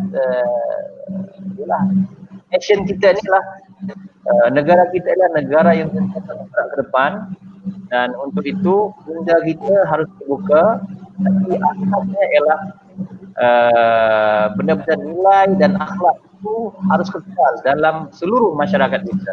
Barulah insyaAllah Malaysia ni akan maju dalam segala hal, insyaAllah. Okey, terima kasih di atas perkongsian tu. Terima kasih juga rakan-rakan sahabat-sahabat kita yang masih setia bersama-sama ni. Daripada orang kampung saya berada ni yang bersama-sama ni daripada Sik, banyak durian dekat sana. Terima kasih kepada rakan daripada JBSN Johor, Cik Serah Hafizi. Terima kasih kerana bersama-sama ni. Dan kepada dua panel ni, kita sudah pun berlangsung selama 1 jam 25 minit. Okey, di ujung ni saya perlu minta pandangan serta nasihat daripada Cik Irman kepada rakan-rakan pekerja belia kita ni lah. Pandangan dan nasihat Cik Irman dalam mengharungi suasana persekitaran pasca COVID-19 ni lah, yang kita belum pasti lagi. So tadi Cik Irman sebut daripada mula mind setting, Cik Irman sebut kaedah-kaedah kita yang perlu kita buat dalam menghadapi suasana ni. So kemudian apa cara kita dan sebagainya. Sekarang ni nasihat dan pandangan Cik Irman kepada rakan-rakan kita pekerja belia ni. Nak tunggu pembukaan tak boleh, masih lagi tertakluk kepada SOP. Dan KKM bagi 3C, ada lagi Cik Ahmad Safruddin tadi bagi 4C, 5C, masih banyak lagi C. So mungkin Cik Irman boleh bagi nasihat dan semangatlah kat kawan-kawan ni, jangan kecewa ke dan teruskan perjuangan ke sebagainya. Silakan. Ya, saya rasa dalam suasana kita sekarang ini jangan gusar, jangan orang kata apa, putus harapan lah. Yang paling penting kita sentiasa berusaha, berikhtiar dan juga berdoa. Itu yang paling penting. Dan saya terpanggil juga untuk kita melihat kepada hashtag yang kerajaan ataupun yang amat berhormat kepada Menteri kita selalu cakap, kita jaga kita. Ini pada saya ada maksud yang amat tersirat di dalam hashtag ini, kita jaga kita. Saya macam saya katakan tadi, apabila kita pasca COVID-19 ni, dia ada dua golongan utama sebenarnya yang terbentuk. Golongan pertama adalah golongan yang terkesan disebabkan oleh pasca COVID ataupun MCO ataupun PKP. Masa yang kedua adalah golongan yang tidak terkesan tapi menikmati natijah ataupun kesejahteraan ekonomi hasil daripada pasca COVID. Sebab itu kita perlu membantu, berganding bahu, bantu kita jaga kita. Kalau kita orang yang tidak ataupun golongan pekerja yang tidak terkesan hasil daripada COVID, kita perlu ada sifat ataupun mindset pada boleh kita bantu kawan-kawan kita ataupun saudara-saudara jiran-jiran kita yang lain. Kalau kita ada lebih sedikit pendapatan, kita boleh kita hadiahkan sesuatu kepada mereka. Kalau menampak jiran kita tak ada yang tak makan dan sebagainya, mungkin kita boleh berikan sedikit hadiah atau sedekah kepada mereka. Sebab itu saya merasakan bahawa kerajaan sekarang itu melihat kepada bagaimana kita nak merealisasikan, bukan sekadar pastikan virus COVID-19 ini tidak tersebar hasil daripada hashtag itu, melihat bahawa hashtag kita sama kita jaga kita itu kita lanjutkan apa yang telah dilaksanakan oleh kerajaan hasil daripada pakej penjana.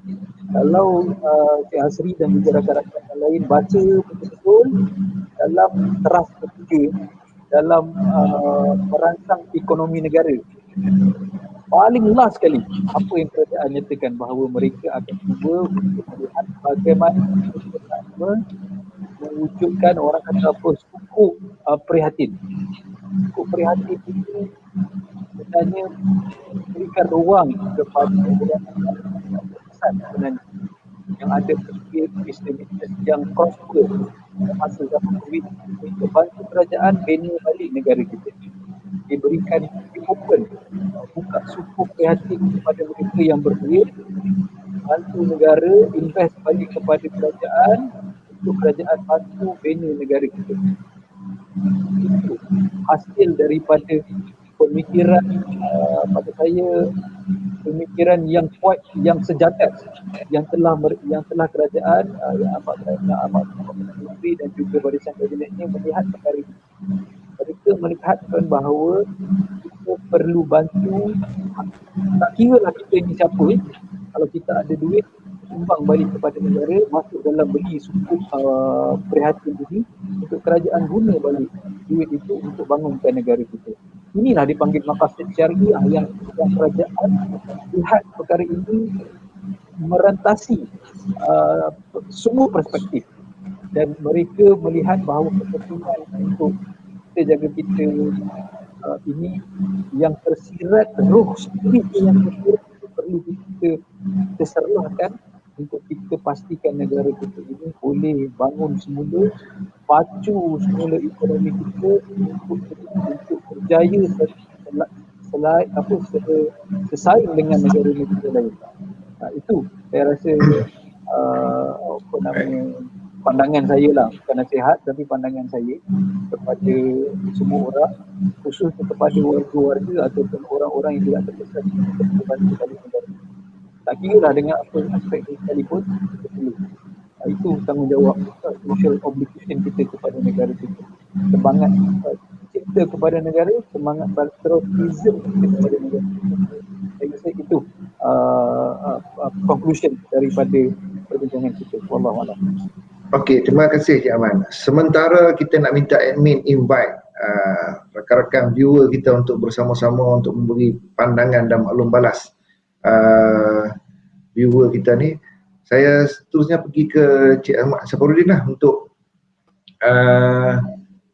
mungkin conclusion lah untuk ni kawan-kawan ni, apa yang boleh beri harapan ke, semangat ke sebagai orang yang berpengalaman.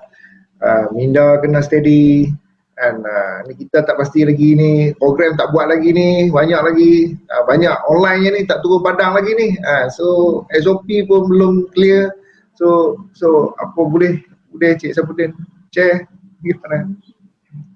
Ya, saya yakin bahawa rakan-rakan kita golongan belia ni masih terimbau untuk macam mana pun belia ni dia nak jumpa juga, nak jumpa orang, nak jumpa kawan-kawan, ni itu norma di kalangan belia.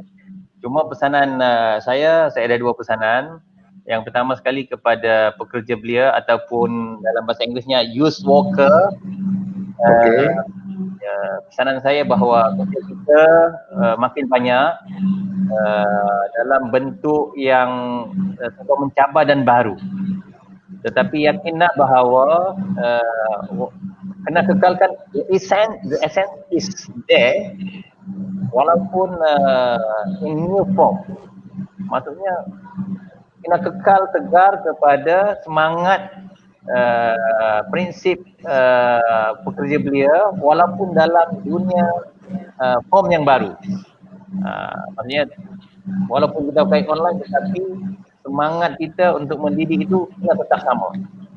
Kepada rakan-rakan kita pekerja dalam usia belia, pekerja dalam teknologi dalam usia belia, tak kiralah apa yang kerja dengan kerajaan ke, kerja dengan swasta, industri dan sebagainya, kita berhadapan dengan satu situasi baru yang kita perlu restart button. Dan dalam konteks ini macam tadi disebutkan, minda kena reset semula dan tingkatkan produktiviti. Sebabnya sebagai pekerja yang muda dalam industri dan juga dalam sektor ekonomi negara, anda adalah tunjang kepada produktiviti negara. Saya boleh katakan bahawa cabarannya ialah tekad ini, tekad anda. Sekian, terima kasih. Okey, terima kasih. Itulah kawan-kawan kita ni kan, kena ready lah mental kan untuk menghadapi ni. So kita ada viewer kita yang pertama. Kita ada viewer kita yang pertama, Cik Fatudin. Cik Fatudin, apa khabar? Alhamdulillah. Daripada mana Cik? Saya dari Kajang. Kajang, okey. Okey, Cik Din ni sahabat panel kita ni, Cik Ahmad Safarudin, Cik Iman. Kalau Cik Fatudin boleh bagi sikit tak apa maklum balas yang Fatudin nampak dan dengar daripada hasil perkongsian panel ni lah, yang boleh share. Kok mungkin ada idea baru ke sebagai ni orang muda yang hebat ni? Perkongsian yang dapat saya kongsikan cuma sedikit ni lah, program yang dijalankan daripada persatuan yang saya terlibat, Adab Youth Garage. Daripada Adab Youth Garage. Okey. Kami terlibat dengan program untuk memperkasakan pendidikan. Macam sekarang ni pelajar-pelajar tak boleh pergi sekolah. Jadi ada pelajar-pelajar yang kurang pendapatan, dia akses untuk pendidikan tu susah. Tambah lagi nak kena sertai kelas online.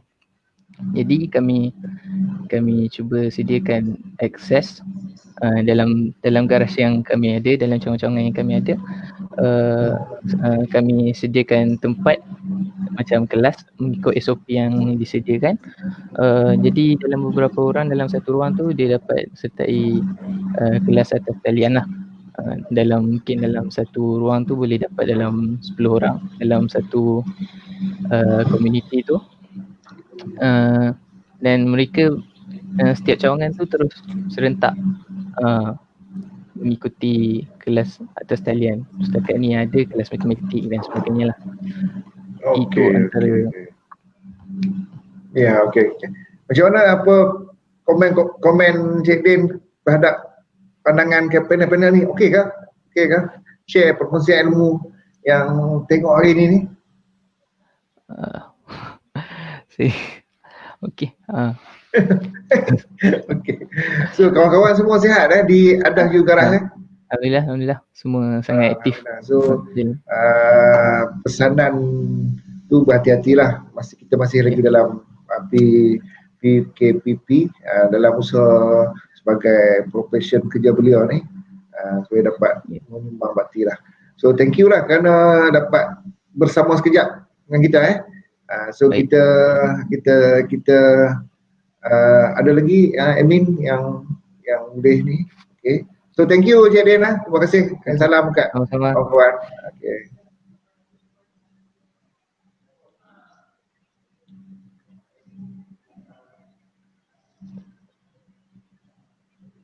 Daripada Kajang dia kawan-kawan AYG ni kot mungkin yang dia isunya ialah akses kepada ICT, gadget di peringkat rumah tu tak ada. Jadi maksudnya sebagai pekerja belia ada inisiatif collaborate untuk berikan belajar secara khususnya di kawasan PPR. Kawasan PPR untuk belajar sangat sukar. Okey, ada lagi admin yang okey, kita tunggu yang tu. Tapi yalah, AYG ni dia ada banyak cawangan. So komitmen dia terhadap khidmat komuniti tu tinggi. So harap tak terkesan lah dalam SOP PKPP ni lah. So dia orang boleh teruskan. So kalau ikut yang dia sebut tadi ni, alhamdulillah lah dia dapat laksana tuition dan sebagainya lah. Dan itulah mudah-mudahan itulah yang perlu dibuat pada umat komuniti. So Cik Din, rasa kita perlu meramaikan lagi ni pekerja-pekerja belia ni di seluruh Malaysia, ya? Ya. Meramaikan lagi rekan-rekan. Harapan kita begitu supaya dilihat pekerja beliau ni adalah sebagai apa dipanggil dia ajakkan daripada persatuan dia lah. Okay. Dalam persatuan dia tu kan kita obsesnya kepada kepimpinan, walaupun bukan semua, tapi bila dalam pekerja beliau ni obsesnya adalah membangunkan generasi muda supaya kita lebih pada membimbing. Dan yang paling penting pada hemat saya, dia kena laksanakan dalam konsep surrounding dia yang saya sebutkan tadi, konsep asset based community development. Kalau dapat kita gerakkan tu, setiap daerah akan ada satu pusat. Saya ingat kita boleh jadi contoh model lah. Yang saya pergi ke UK pun taklah banyak tu. Okey, baik. Kita ada viewer kita dah masuk. Puan Khairiah. Assalamualaikum Puan. Apa khabar? Selamat Hari Raya Aidilfitri lagi. Maaf saya batin. Puan daripada mana Puan? Puan dari mana Puan? Puan dari mana? Saya daripada IKTBN Alor Gajah, Melaka. Allah, Alor Gajah Melaka. Apa khabar orang Melaka? Apa khabar? Kawan-kawan semua sihat ke? Dah mula semua kerja full ke? Kita kena buat kata panel kita lah, kita kena restart balik semuanya. New normal balik kan. Jadi insyaAllah, macam hari ni saya bekerja di rumah WFH. Okey. Kita buat sistem penggiliran lah. Jadi insyaAllah kita sama-sama lah kita jaga kita. Oh, tadi Puan dapat ikuti sesi kita orang? Dapat. So boleh Puan bagi sikit maklum balas tentang apa respon tentang kita orang punya program ni? Okey ke, tak okey ke, apa penambahan ilmu ke, ataupun Puan sendiri ada input baru untuk boleh share kan kawan? Bagi saya sepanjang sejam dah kan kita berforum kat sini, saya tengok Alhamdulillah dua-dua panel ni memang memberi manfaat kepada saya lah. Terima kasih. Saya dapat apa yang saya terfikir dan apa yang pandangan saya sama dengan apa yang panel telah beritahu. Jadi bagi saya memang bagus sekali lah. Untuk ekonomi kita sekarang kan. Jadi kita sama-sama lah untuk membangunkan pembangunan ekonomi kita. Okey, so mungkin Puan nak bagi apa-apa pandangan nasihat ke kepada kawan-kawan yang masih lagi bersama ni? Mungkin sahabat-sahabat IKBN dekat Perlis ke, dekat jauh ke. Ini bukan DJ tapi pandangan. Okey, sila. Bagi saya sebagai salah seorang daripada kaki tangan KBS dan juga kaki tangan IKTBN Alor Gajah, saya berharap kita sama-sama di pihak beliau ni membangunkan, kita jangan bagi beliau tercicir lah. Maksudnya bagi pihak saya sebagai pengajar, saya nampak student-student saya pun sama-sama membangunkan untuk pasca COVID ni. Dalam cuti untuk diorang belajar ni, diorang pun ada yang bekerja part time. Jadi sama-sama membantu keluarga masing-masing yang saya nampak. Sebab sekarang ni saya pun student IKBN pun masih cuti, jadi kami membuat pembelajaran secara online. Dalam masa yang sama, kita pengajar pun kita dapat upgrade diri kita sendiri macam mana untuk membuat pembelajaran secara online.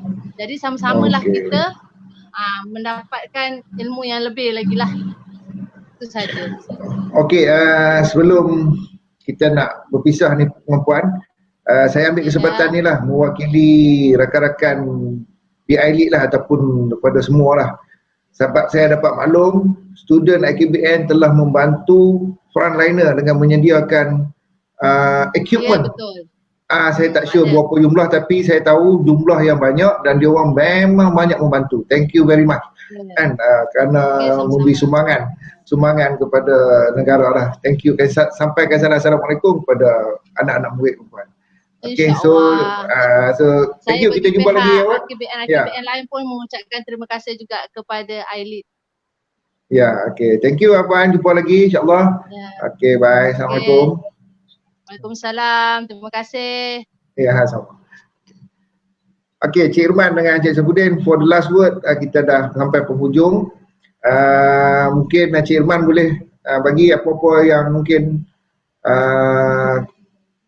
nasihat ke ataupun sekali lagi kepada rakan-rakan sebelum kita berpisah. Sila Cik Irman.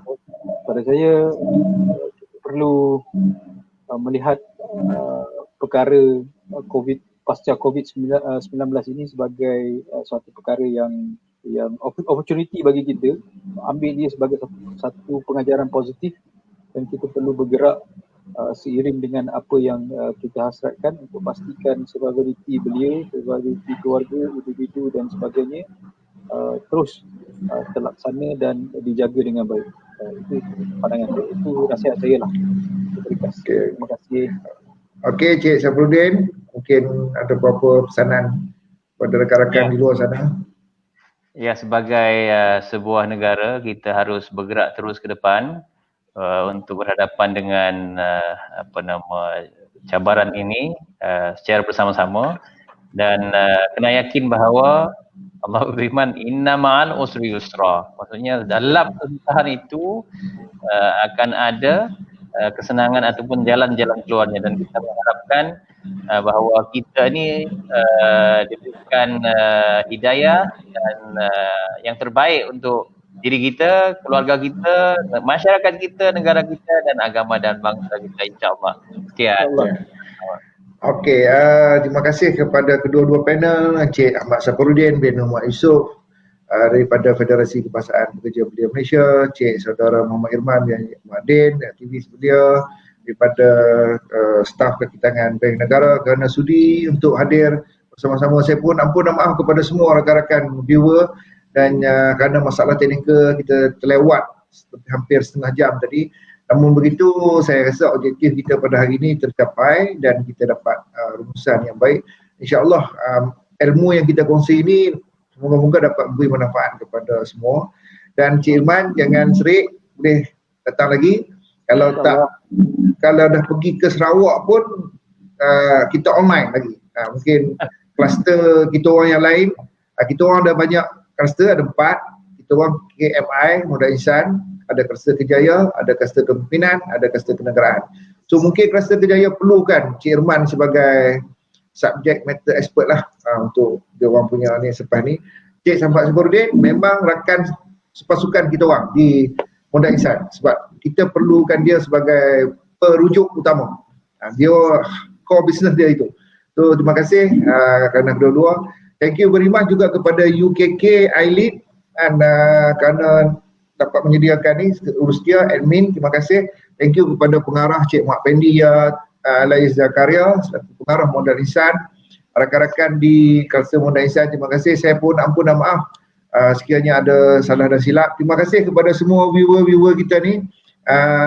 InsyaAllah daripada Perlis sampailah ke Tawau Sabah. Thank you very much kesetiaan anda sehingga ke hujungnya. InsyaAllah kita jumpa lagi. Assalamualaikum warahmatullahi taala wabarakatuh. Salam Aidilfitri. Maaf saya nak kata. Waalaikumsalam. Assalamualaikum warahmatullahi wabarakatuh.